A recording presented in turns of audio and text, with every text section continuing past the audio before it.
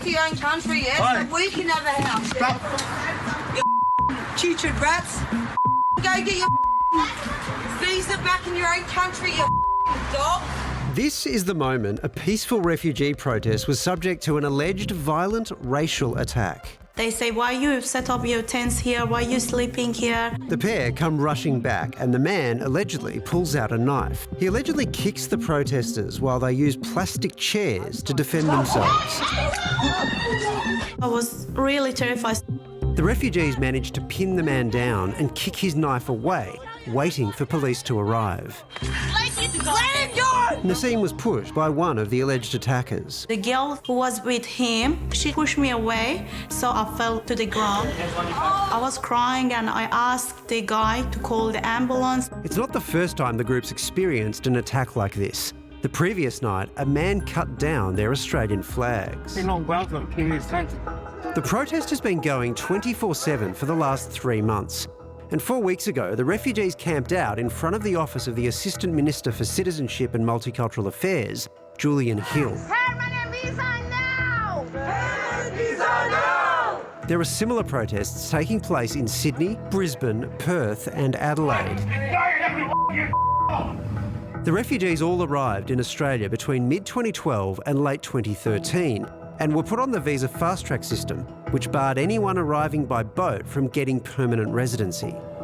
Since 2023, the Labor government has granted more than 18,000 refugees permanent status. However, there are still 12,000 people in the system who've had their applications denied and, like these protesters, are living in limbo.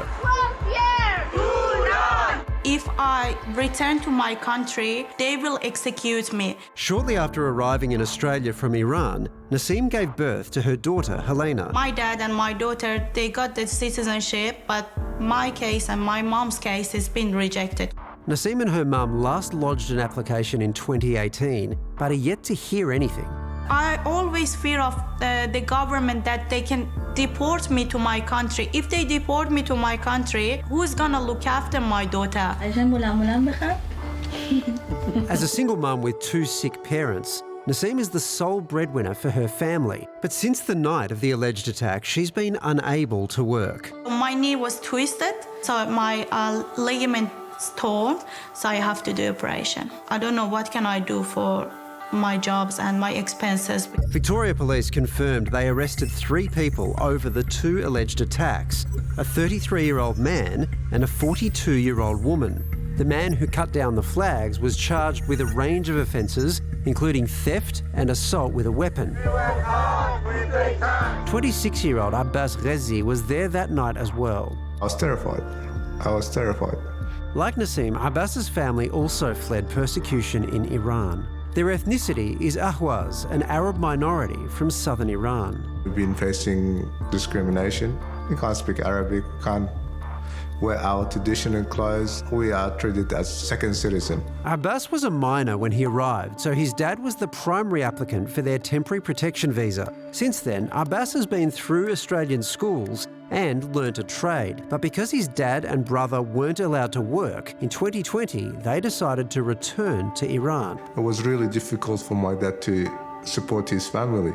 Since returning to Iran, Abbas's dad has been picked up by the authorities. I can confirm that my dad was tortured. I'll be facing the same thing or even worse than him if I return. Given his father was the primary applicant on his visa application, Abbas was left without one when his father left. Now he's on a bridging visa without working rights. The Australian government, they're crying out for workers, for construction workers, for tradies. And on the other hand, I'm just sitting here where I can use my skills. I consider myself as a citizen in this country.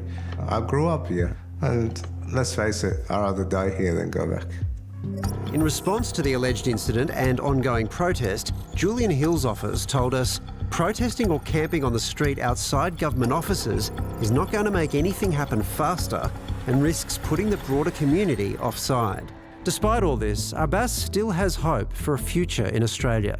I want to get married, hopefully. I have my girlfriend here and basically build my life and create a family here and move on with my life as a normal Australian. And it's a sentiment Nasim shares. We all working hard, we all paying a lot of taxes. We've been contributed like other Australian citizens. I asked the government to give me the permanent visa to live in my life peacefully in Australia because my life is not safe in my country at all.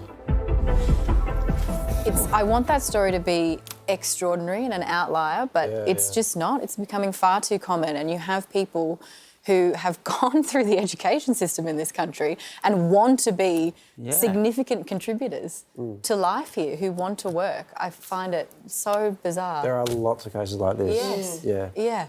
Yeah. The full statement from Julian Hill's office can be found on our website.